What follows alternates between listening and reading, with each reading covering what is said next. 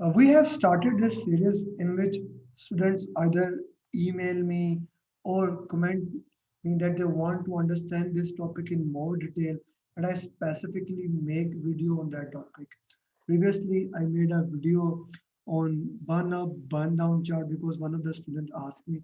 So here, Mr. Kiran asked me in his email that he wants to understand few things like how agile projects are initiated, how charters are created, and all those things. So I would like to answer few of those things in this video so that all other students can also get the understanding of it. The first thing is that agile projects are initiated in the same way as predictive projects are initiated.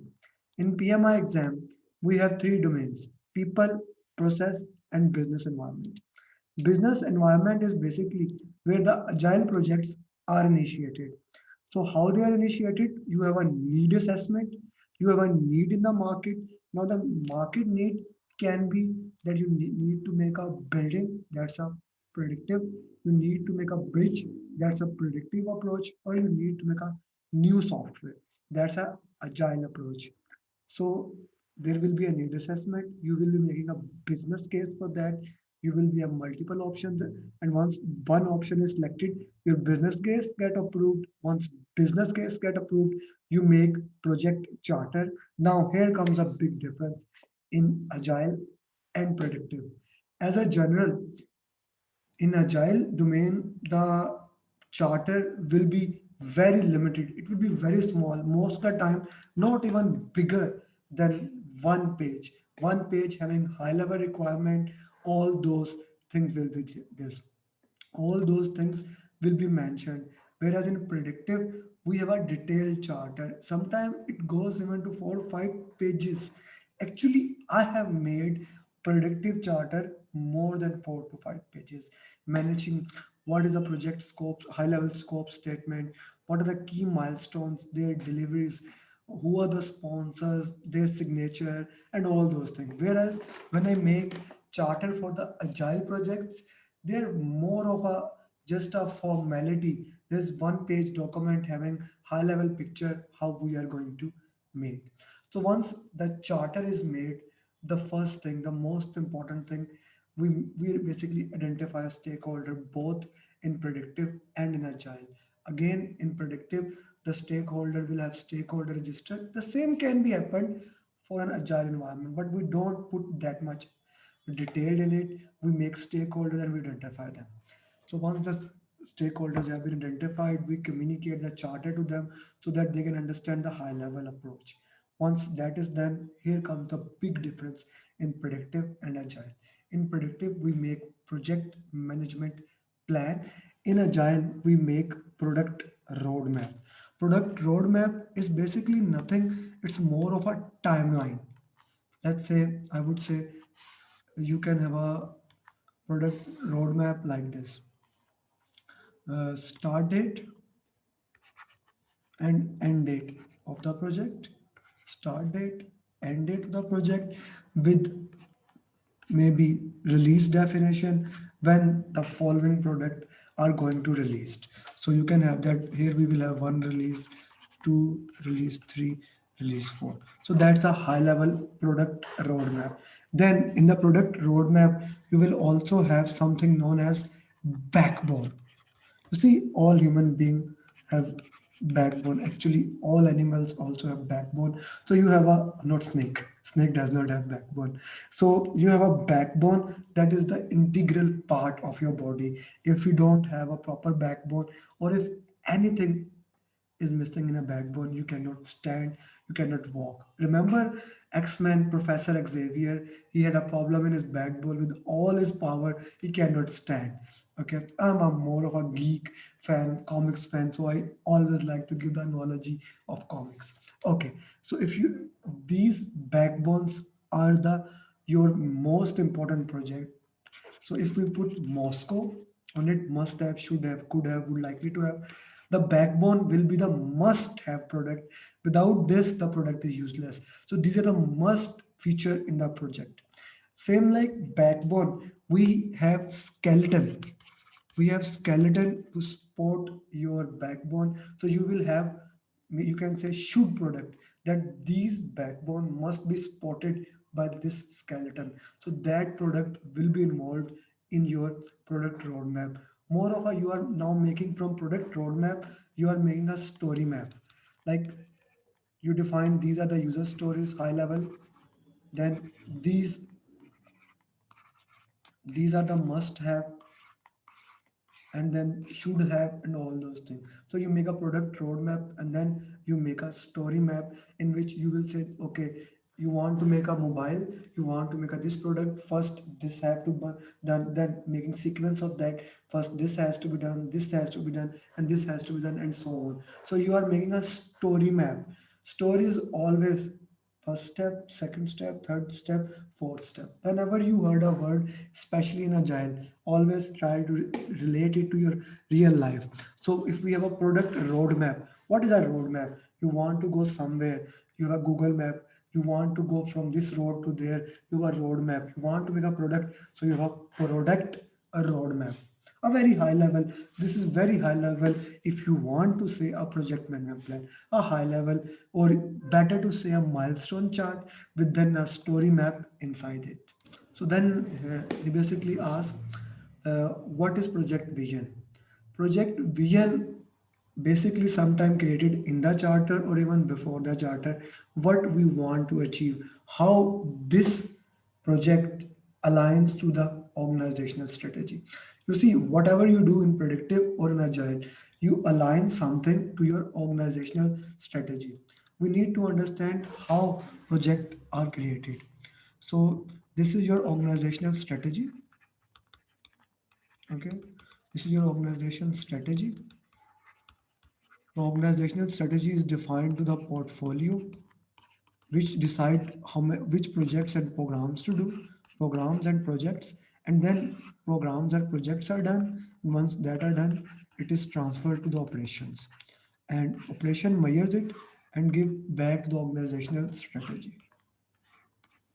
So this is organizational project management framework. So organizational strategy basically make that we want to do this thing. From there, your vision is set, or you can also make a vision for the project at this level when you are making it a charter.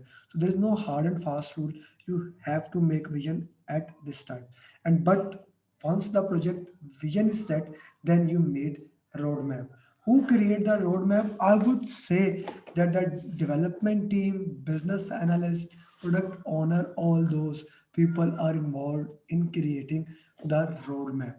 Now, in agile, we know that scope is considered as flexible.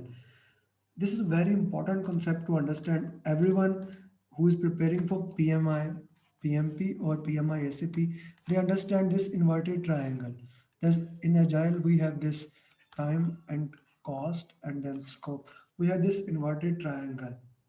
This does not mean we don't care about scope. This does not mean that we do not have a fixed scope. This is very important to understand. We have a scope as a project vision, as a project roadmap, but we are willing to negotiate on our scope, but we are willing to make something that is more valuable to customer. For example, if we are building something today and within a week something new comes up, something new comes up and we want to add, we will be adding that thing. Once we say agile is flexible, agile scope is not fixed, that is the meaning. This does not mean that we don't produce anything. If we don't have fixed thing, we will not be producing anything. Now, very important concept. Even in a duration of a sprint, 1 to 4 week, whatever the sprint duration you have decided, agile projects act like a predictive environment. What does this mean? From let's say the sprint generally is of 2 weeks, you have made a sprint planning, you have made a sprint goal, you have made sprint backlog, and you start the sprint. As a general rule, you will not change anything till the sprint ends. Here it produce like predictive environment. Here it is producing like a predictive environment that we will not accept any kind of change. So there is a flexibility in agile, but it is not randomness that whenever you want to change, you want to change. No, a cost is set, a timeline is set, a high level scope is set. If something is more valuable to the customer and we want to give that, we always have a trade off. And whenever we want to do that, we never do it for free. That is very important thing to understand. If you want to give extra value to the customer, you have to take money for that. If a customer wants to add, he does not want trade-off. He already requested for 10 features. Now he is requesting one extra feature. In agile team, you will say, okay, we will do that, but this will charge this much. That's why we in Agile we have contract like fixed price per work package, graduated fixed price per user stories, and things like that, so that it can be handled for both parties. So this thing is very important. And most of the time, when we are estimating cost in Agile, we are estimating cost for resource.